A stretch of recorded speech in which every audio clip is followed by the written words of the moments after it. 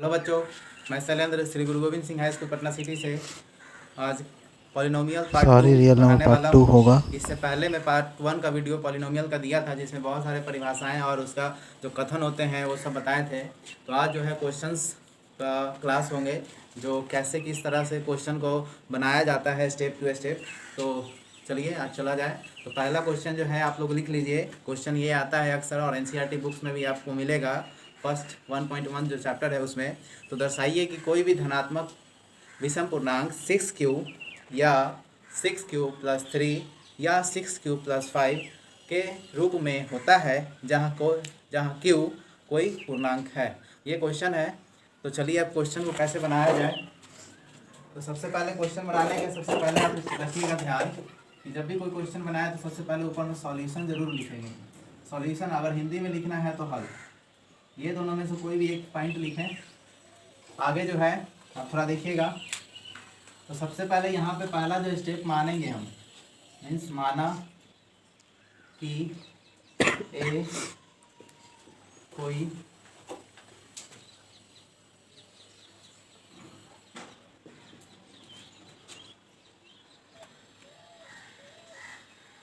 चलिए बच्चों देखिए, सबसे पहला स्टेप जो है माना कि ये कोई धनात्मक विषम पूर्णांक है। तो अब चलिए आगे जो अगला जो स्टेप है, यूक्लिड जो विभाजन प्रमेय था उसका यूज़ करेंगे। यूक्लिड विभाजन प्रमेय का, इससे क्या था आप लोगों को पता है, A = BQ + R, जहाँ आपको R दिया जाता था क्या, R का वैल्यू जो होगा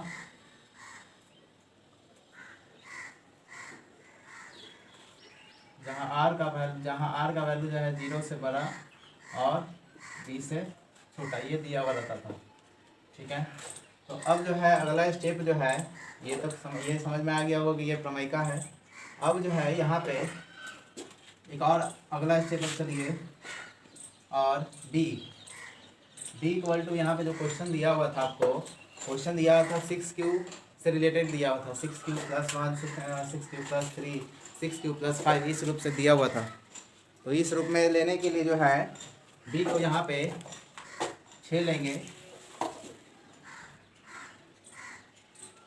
लेने पर, क्योंकि ऐसा इसलिए, अगर ब्रैकेट में लिखना हो तो लिख सकते हैं, क्योंकि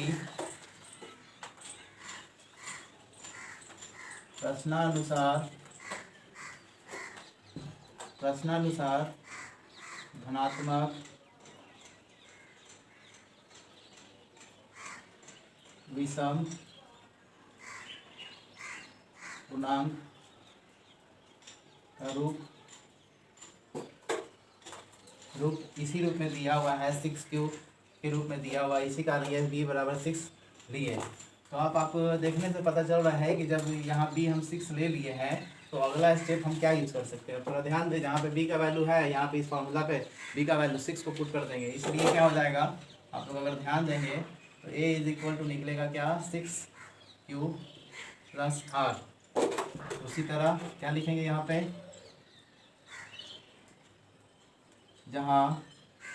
उसी तरह क्या हो जाएगा, 0 का R हो जाएगा, और ये हो जाएगा क्या, 6 है तो यहाँ पे 6 हो जाएगा।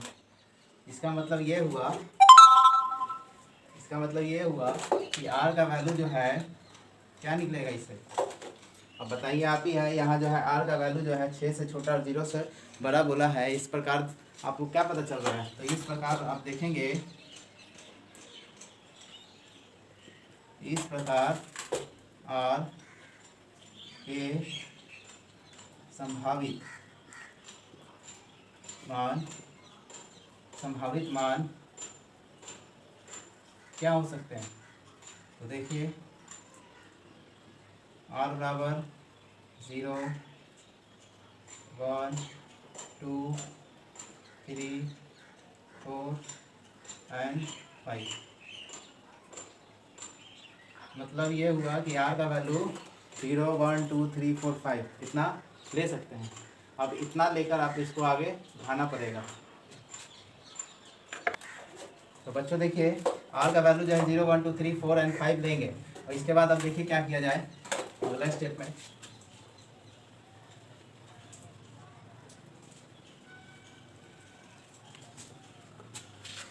अगला स्टेप जो है ध्यान दीजिएगा समझते हुए कि जब लिखेंगे, जब r का वैल्यू अगर 0 है तो a का वैल्यू क्या हो जाएगा 6q प्लस 0 मीन्स क्या हुआ 6q। और ये देखने से क्या हो रहा है आपको धनात्मक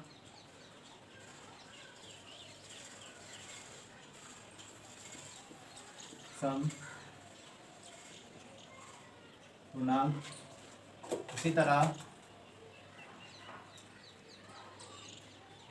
जब r का वैल्यू 1 लेंगे तो a का वैल्यू क्या हो जाएगा 6q प्लस 1, जो कि क्या है धनात्मक तो है, इसमें तो कोई डाउट नहीं है, और ये धनात्मक के साथ यहाँ पे 1 आ गया। और ये आपको पता चल गया कि ऊपर से 6q क्या है धनात्मक है, तो धनात्मक सम है। तो धनात्मक सम में अगर कोई संख्या 1 ऐड हो जाता है तो धनात्मक क्या हो जाएगा, वो धनात्मक विषम पूर्णांक हो जाएगा, पूर्णांक हो जाएगा। उसी तरह अगला जो है लेंगे, जब r का वैल्यू 2 होगा तो क्या होगा a बराबर 6q प्लस 2, जो कि क्या हो जाएगा। अब सिंपल है, अगर विषम है तो विषम में सम जुड़ेगा। यहाँ पे क्या हो गया बस सम बोलिए, या 6q धनात्मक सम था तो सम में फिर कोई संख्या सम जो है 2 जुड़ जाएगा तो क्या हो जाएगा धनात्मक सम पूर्णांक। तो बच्चों देखिए जो r का वैल्यू निकला था 1 से लेकर 5 तक का, उस आधार पर 1 2 3 4 5, ठीक है। तो इस तरह से हम जो है सभी का परिमायिका के आधार पर जो है हम सबका वैल्यू निकालें। तो देख रहे हैं कि 6q क्या आया था धनात्मक आया था, और उसी आधार पर जो है आगे जो है वो बनाते चले गए। जो हम आपको यहाँ पे साइड में लिखे हुए भी हैं कौन क्या है धनात्मक है, सम कौन है, धनात्मक विषम कौन है, ठीक है। तो इस तरह से तो आपको पता चल गया। और आपको क्वेश्चन पढ़ेंगे तो क्वेश्चन में ये लिखा हुआ है कि ए जो है मीन्स कोई भी जो है धनात्मक विषम के बारे में जो है क्वेश्चन में डिस्कस कर रहा है, तो वो क्वेश्चन के बारे में देखिए और उसी क्वेश्चन के अनुसार भी चलना है हम लोगों को।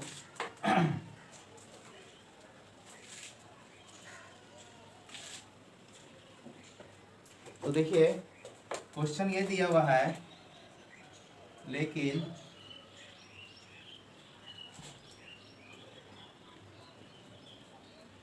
प्रश्नानुसार ए कोई धनात्मक विषम पूर्णांक को साबित या दर्शाना है, दर्शाना है। इसलिए तो बच्चों देखिए ये तो समझ में आ गया कि साबित या दर्शाना क्या है क्वेश्चन में जो दिया है। तो इसी कारण क्या हो जाएगा 6q या 6q प्लस 2 या 6q प्लस 4 धनात्मक क्या हो जाएगा विषम नहीं सम, धनात्मक सम पूर्णांक है। तो अतः यह साबित हुआ, अतः कोई भी धनात्मक विषम पूर्णांक, कोई भी धनात्मक विषम पूर्णांक 6q प्लस 1 या 6q प्लस 3 या 6q 5 के रूप में होता है, जहाँ q कोई अऋणात्मक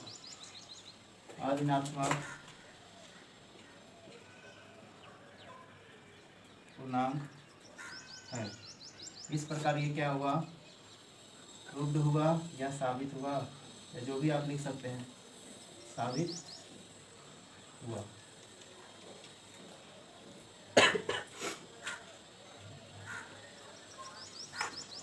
साबित हुआ। तो इस प्रकार आप लोग देखें कि जो हम आप लोग को लिस्ट बनाए थे आर का वैल्यू 0 1 2 3, उससे आपको पता चलेगा कि जो सम होता है वो यहाँ पे हम बताएं तो सिंपल चीज़ है, कोई भी जो है सम होगा तो क्या होगा, इस रूप में होगा 6q प्लस या 6q प्लस 2 या 6q प्लस 4। और क्वेश्चन में विषम पूर्णांक बोला था और विषम से हमें पता भी चल गया, क्योंकि कोई भी विषम जो पूर्णांक होता है 6q प्लस 1 या 6q प्लस 3 या 6q प्लस 5 के रूप में होता है। तो बच्चों देखिए, सबसे पहला जो स्टेप था वो क्या किए हैं कि माना कि ये कोई धनात्मक पूर्णांक है, तो यूक्लिड विभाजन प्रमेयिका से आपको पता है कि a बराबर बी क्यू प्लस आर होता है, जहाँ आर जो होता है 0 या 0 के बराबर या b से छोटा, और b बराबर 3 लिया है। इसलिए लिए हैं क्योंकि चूंकि प्रश्न में जो दिया हुआ है जो रूप वो 3m या 3m प्लस 1 के रूप में दिया गया है। तो इस प्रकार जो है a बराबर 3q प्लस आर, जहाँ उसी तरह से आप लिख सकते हैं क्योंकि यहाँ पे 3 है तो r का वैल्यू 3 से छोटा होगा। तो इस प्रकार r का वैल्यू जो है 0 1 और 2 होगा। अब जो है ये कंडीशन को आगे बढ़ाएंगे, सिंपल चीज़ है कि जब 0 1 2 3 आया है, 3 नहीं 0 1 और 2 आया है, तो उस चीज़ को हम आगे बढ़ाएंगे। तो आगे बढ़ाएंगे तो समझिए, देखिए क्या होता है।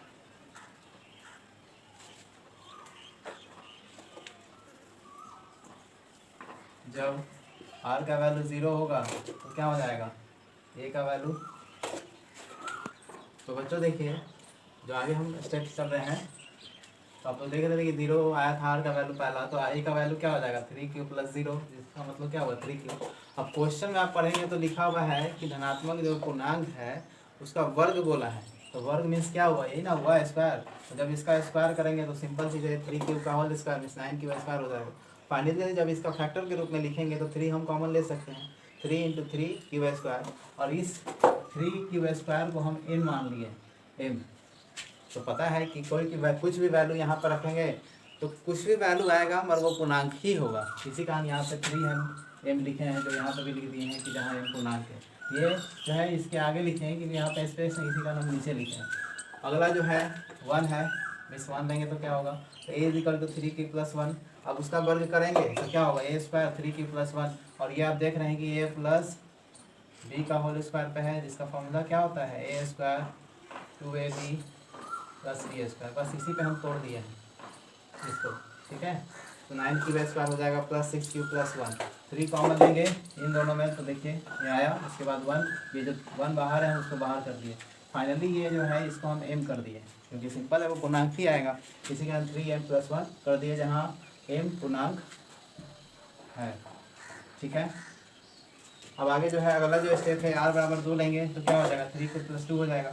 अब इसका स्क्वायर करेंगे तो उसी तरह a प्लस b का होल स्क्वायर पे वो टूटेगा, 3q प्लस 2 का होल स्क्वायर जब करेंगे तो फाइनली ये आएगा। अब ये आएगा तो एक और बात ध्यान दें, यहाँ पे 4 है लिखा हुआ, 4 को हम क्या 3 + 1 लिख सकते हैं, इसलिए 3 यहाँ पे हम फैक्टर में इसको मतलब तोड़े हैं क्योंकि 3 यहाँ पे कॉमन लेना है हमें, इसी कारण जो है ऐसा किए, 3 लिए तो ये 1 हो जाएगा और ये +1 और +1 आ गया। तो इसी रूप में हम लिखना होगा इतना को, तो क्या m लिख सकते हैं, तो 3m + 1 हो गया जहाँ पे m पूर्णांक है। इस प्रकार आप देख रहे हैं कि जितना भी संख्या आया वो सब जो है 3m या 3m + 1 के रूप में आ रहा है। तो अतः यह सिद्ध हो गया। बस अब आपको स्टेटमेंट जो है साथ लास्ट वाला लिखना है।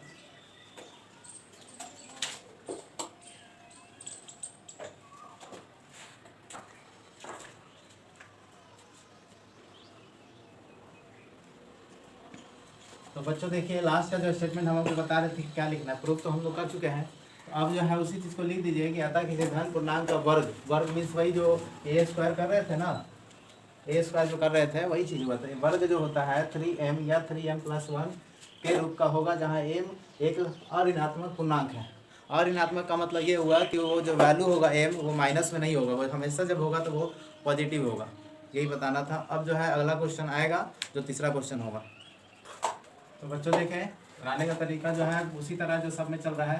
तो माना कि ये कोई धनात्मक पूर्णांक है तो यूक्लिड विभाजन प्रमेयिका से क्या होता है, a बराबर bq प्लस r, इसलिए जहाँ ए जो होता है वो क्या होगा, बी से छोटा होता है 0, ये 0 के बराबर होगा। और बी बराबर 9 लिए, क्योंकि क्वेश्चन में आपको जो रूप दिया हुआ है, फॉर्म दिया हुआ है 9m या 9m+1 या 9m+8, तो आपका सबसे पहला देख रहे हैं कि यहाँ पे पहला जो है 9 है, इसी का हम यहाँ पे 9 लिए।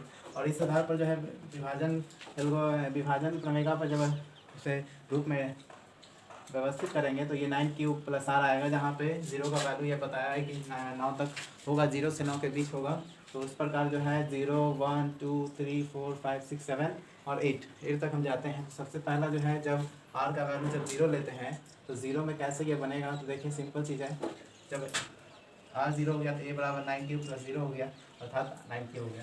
अब क्वेश्चन में आप लोगों को बोल रहा था कि घन इसे बोल रहा है। घन मीन्स ये होता है कि किसी का पावर क्यू, मीन्स उसे 3 बार जो है गुना करेंगे। उसी आधार पर यहाँ पे क्या किए, a का क्यू कर दिए तो 9 का क्यू हो जाएगा, 9³ का क्यू हो जाएगा। तो 9³ का होता है कितना, 9 का क्यू आप पढ़ेंगे तो 729 होती है। तो उस आधार पर जो 9 × 181 कर दिए, क्योंकि 729 होता ही है। और इस रूप में हम 81³ को हम m लिख दिए, जो आपको यहाँ पे पता चल रहा है। तो जहाँ m क्या हो गया, m कोई पूर्णांक हो गया। इसी प्रकार आगे भी हम बढ़ेंगे। तो बच्चों आप लोग देखिए r बराबर 0 वाला तो पहले बता दिए हैं। अब जो है r का वैल्यू जब 1 लिया जाएगा तो क्या होगा, तो सिंपल चीज़ आप देख लीजिए, यूक्लिड विभाजन प्रमेय में क्या करेंगे, a बराबर 9³ + 1 हो गया है। और जब इसका घन करेंगे, क्योंकि क्वेश्चन में घन दिया हुआ इसी का, a का क्यू करेंगे तो इस प्रकार ये तोड़े हुए। तो आपको ये पता है, देख लीजिए ये फॉर्मूला आप लोग पता होगा, a + b का क्यू क्या होता है बताइए, a³ + 3a² b + 3ab² फिर b का क्यू। तो उसी आधार पे ये जो है हम तोड़ चुके हैं। तो आप लोग देखे होंगे a³ हो गया, 3a² हो गया, b हो गया, 3ab² + 1 का क्यू। तो इस तरह से आप जब कॉमन ले रहे हैं 9 ले रहे हैं, क्योंकि क्वेश्चन में हमको 9 के रूप में लाना है। तो 9 जब कॉमन लेंगे तो देख रहे हैं कि 1 जो है वो बाहर निकाल चुके हैं। तो ये पूरे जो है 81³ और 27³ ये जो है कॉमन लिए। तो सिंपल चीज़ है, इस पूरे को हम क्या मान लिए, a मान लिए। और एक 1 जो है वो 1 बाहर रहने दे। तो ये रूप आया क्या है, 9m + 1 का रूप आया, जहाँ m क्या है, पूर्णांक है। उसी तरह r बराबर 2 लेंगे तो a बराबर क्या हो गया, 9³ + 2 हो गया। तो a³ करेंगे तो उसी तरह से ये फार्मूला पे जो आपको बताया है, इस फार्मूला पे जो है बैठा दे। तो इस फार्मूला पे बैठा देंगे तो इस तरह से ये लिख रहे हैं। तो क्या है, 9³ का क्यू हो गया +3, ये यहाँ बिंदु है, इसका मतलब गुना होता है। तो गुना 9³ का स्क्वायर + 2 + 3 × 9³ + 2 का स्क्वायर + 2 का होल क्यूब। ठीक है, इस तरह से जब कॉमन लेंगे 9 को तो 8 देख रहे हैं, 8 तो 9 में से कॉमन हो नहीं पाएगा, तो 8 पहले ही हम बाहर कर चुके हैं। और फाइनली ये जो है पूरा जो हम कॉमन लिए हैं तो 9 का बाहर आ गया, और ये पूरा m हम ले लिए कॉमन। तो 9m + 8 देख रहे हैं जहाँ पे। तो पता चल रहा है कि इस प्रकार पहला जो 0 था तो वो क्या आया, 9m आया। दूसरा जो लिए 1 तो क्या आया, 9m + 1 आया। तीसरा जो लिए तो क्या आया, 9m + 8 आया। इसी तरह जो है r का वैल्यू 3, 4, 5, 6, 7 और 8 का लेंगे तो जो पूर्णांक है वो घन a³ का रूप क्रमशः पहले 9m आएगा, फिर 9m + 1 आएगा, फिर 9m + 8 आएगा। इसी तरह से वो आगे बढ़ता जाएगा। इस प्रकार जो है यह साबित हुआ। तो एक स्टेटमेंट लास्ट वाला जो लिखते हैं वो भी स्टेटमेंट लिख लीजिए। तो बच्चों आप देखिए लास्ट जो स्टेटमेंट है वो लिख लें। अतः कोई धनात्मक पूर्णांक का घन जिसको इंग्लिश में आपको पता है कि क्या कहते हैं, इसको क्यूब कहा जाता है, का रूप 9m या 9m + 1 या 9m + 8 में होगा, जहाँ m कोई अऋणात्मक पूर्णांक है। इस प्रकार ये क्या होगा, सिद्ध हुआ या हिंदी में साबित हुआ, ये भी लिख सकते हैं। इस प्रकार आप लोगों का तीसरा क्वेश्चन समाप्त हुआ। अब जो है चौथे क्वेश्चन पे आएंगे। तो चलिए बच्चों अगला क्वेश्चन जो चौथा नंबर है वो क्वेश्चन आप तो लिख ले। क्वेश्चन ये है कि 3852 मतलब जो है 3825 को जो है अभाज्य गुणनखंड के रूप में व्यक्त करें, या कभी कभी इसी को जो है गुणनखंड वृक्ष के रूप में बोला जाता है। तो ये चलिए क्वेश्चन को देखा जाए कैसे बनाया जाता है। तो सबसे पहले सॉल्यूशन दें। ये सब जो है ये क्वेश्चन है ये प्रकार का, ठीक है। तो पहले इसे जो है आप लोग देखें कैसे बनता है। ये तो है क्या 3825, 3 से डिवाइड देंगे तो कितना आएगा, 3 से डिवाइड देंगे तो आपको जो है 1 देखिए गुना कीजिए, ये हो जाएगा 1275 आएगा। फिर 3 से करेंगे तो 4 आ जाएगा और ये 5 हो जाएगा। अब ये 3 से डिवाइड होगा नहीं, 5 से करें तो 5 है जब 40 और 85 में हो जाएगा। फिर 5 से करेंगे तो ये 17 बार। मीन्स कहने का मतलब ये हुआ ये एक बार में कट गया। तो इस प्रकार जो है लिखेंगे 3825 का अभाज्य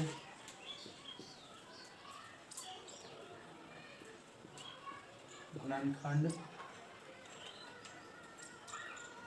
निकालने पर। तो सिंपल रूप में आप लिख सकते हैं क्या 3825।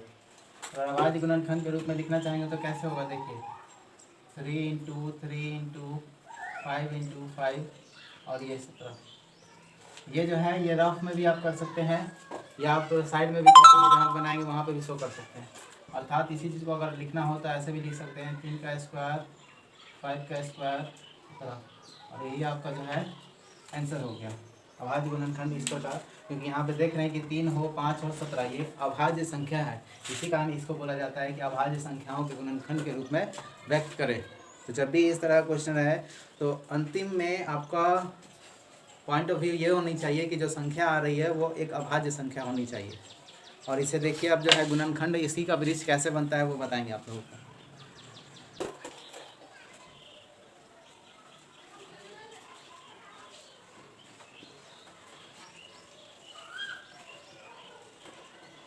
गुणनखंड वृक्ष देखिए ये है, आप लोगों को समझ में आ रहा हो कैसे बनाया जाता है। सिंपल चीज़ है, देखिए सबसे पहला जो अंक था क्या था 3825 था। तो 3825 को आप यहाँ पे भी दे रहेंगे 3 से पहले डिवाइड दिए। ये बॉक्स का रहने का मतलब ये हुआ कि ये बॉक्स और ये बॉक्स एक दूसरे से मल्टीप्लाई करेंगे ना तो वो जो है ऊपर वाला आ जाएगा। इसका मतलब ये हुआ एरो यहाँ पे दिया हुआ है। इस प्रकार आप जो है गुणनखंड वृक्ष बना लोगे, समझे। तो देखिए थोड़ा कैसे किए हम। 3 से जब इसमें डिवाइड देंगे तो ये आ जाएगा, 5 से जब इसमें डिवाइड देंगे तो 425 आएगा, फिर 5 से इसमें डिवाइड देंगे तो 85 आएगा, फिर 5 से डिवाइड देंगे तो 17 आएगा, और फिर यहाँ पे क्या हो जाएगा ये स्टॉप हो जाएगा। और इस प्रकार जो है गुणनखंड वृक्ष निकाल सकते हैं आपको। तो अब जो है अगला जो है 5वां नंबर क्वेश्चन बताएंगे। चलिए बच्चों अब जो है अगला नंबर क्वेश्चन जो है 5वां नंबर पे शुरू करते हैं। तो इसमें ये क्वेश्चन क्या है, इसमें एलसीएम और एचसीएफ से संबंधित क्वेश्चन होगा। तो कोई संख्या दिया हुआ रहेगा जिसमें आपको बोलेगा कि अभाज्य गुणनखंड विधि द्वारा एचसीएफ और एलसीएम निकालें। तो क्वेश्चन आप लोग लिख लीजिए कि संख्या 12, 15 और 21 को अभाज्य गुणनखंडों द्वारा एचसीएफ और एलसीएम निकालें। तो चलिए क्या क्या संख्या था वो पहले लिखेंगे हम लोग। क्या क्या था 12, 15 और 21। अगर इसको आप ध्यान दें कि अगर ये तो छोटा संख्या है तो अभाज्य गुणनखंड इसमें निकालने में कोई ज़्यादा परेशानी ना हो, और कोई बड़ी संख्या दे दे तो उसी तरह से आप साइड में कर सकते हैं। तो ये तो छोटी संख्या है तो 2 × 2 4 और फिर 3 हो जाएगा। ध्यान रखेंगे कि जब भी अभाज्य गुणनखंड निकालें तो छोटी संख्या से शुरू करेंगे। उसी तरह 15 है तो क्या होगा 3 × 5, उसी तरह 21 है तो 3 × 7। तो इस प्रकार देखें ये जो है संख्याओं का अभाज्य गुणनखंड हुआ। यहाँ पे लिख सकते हैं संख्याओं का अभाज्य गुणनखंड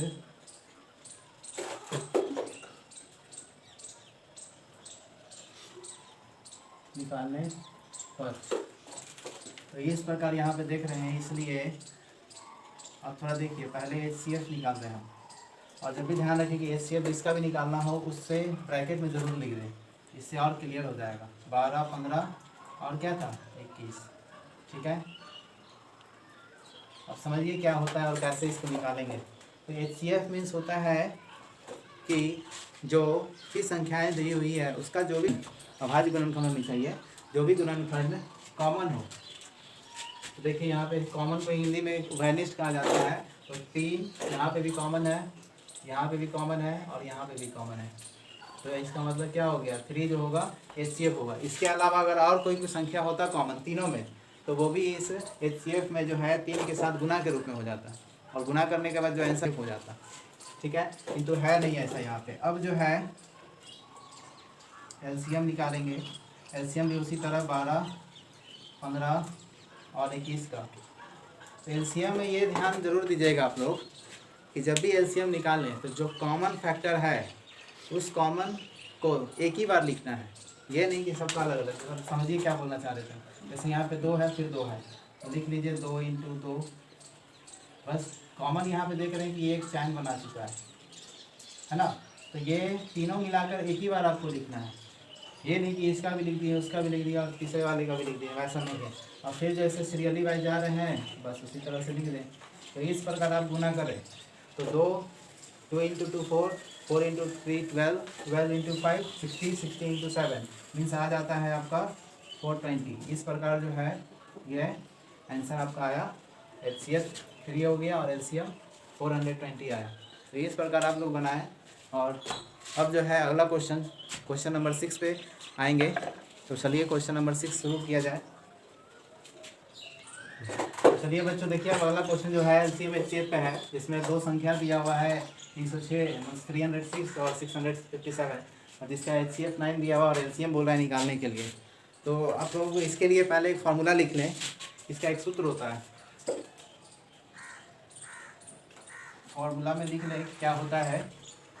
तो जो संख्याएं दी हुई है, मीन्स कहने का मतलब अगर ये A और ये B है, ठीक है, तो जो संख्याएं दी हुई है उनका गुणनफल, ठीक है, और संख्याओं का जो HCF और LCM का जो गुणनफल होता है, ये दोनों बराबर होते हैं।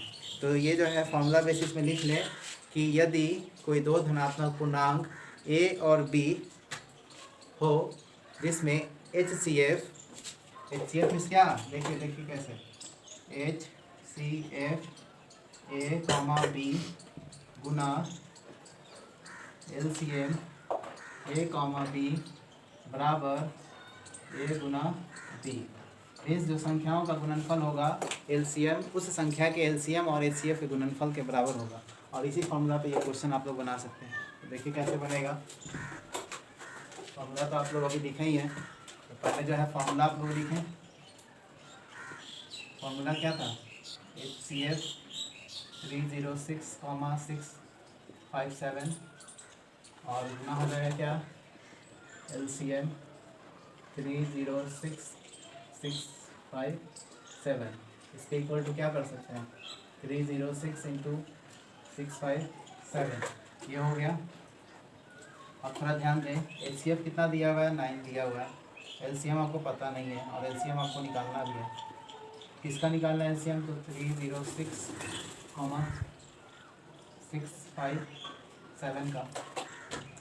तो क्या हो जाएगा, 306 × 657। अब हमको LCM निकालना है, तो इसीलिए क्या हो जाएगा, LCM बराबर 306,657, ये तो हम ब्रैकेट में लिखेंगे ही, और ये हो जाएगा 306 और 657। और इधर ध्यान दें, ये जो है गुना में था तो ये इस तरफ आएगा, तो क्या होगा, डिवाइड में इस भाग में हो जाएगा। और 9 से ये डिवाइड दें कितने बार में, 3 बार में 27 और ये 4 बार में 96। और इस प्रकार जो आया कितना, 34 × 657। अब इन दोनों को गुना करें, गुना करने के बाद जो आया वो LCM होगा। तो बच्चों देखिए 34 × 657 जो है गुना किए तो क्या आएगा, 22,338, मतलब 22,338 आएगा। तो इस प्रकार ये क्वेश्चन आज ख़त्म हुआ। अब जो है एक क्वेश्चन और इसमें रहता है, जिसमें इकाई अंक पे बोला जाएगा कि 0 पे अंत होता है या 5 जो है 5 पे अंत होता है। तो ये क्वेश्चन जो है हम अगले वीडियो में डालेंगे, जो पार्ट 3 होगा। और उसमें जो है और भी रहेंगे, जिसमें क्वेश्चंस पे रहता है कि कोई संख्या √5 हो तो इसको जो है सिद्ध करना है कि अपरिमेय संख्या होगा। और इसी के बाद जो अगला क्वेश्चन होगा वो दशमलव प्रसार से संबंधित क्वेश्चन होगा, जिसमें शांत और अशांत के बारे में है। तो इस प्रकार आज का वीडियो जो है स्टॉप करते हैं। तो जो चैनल है स्टडी विद शैलेंद्र को प्लीज़ सब्सक्राइब करें, शेयर करें, कमेंट ज़रूर करें ताकि आप लोगों को क्या परेशानियाँ हो रही हैं उस परेशानियों को दूर कर पाएंगे। तो थैंक्स फॉर वॉचिंग, धन्यवाद।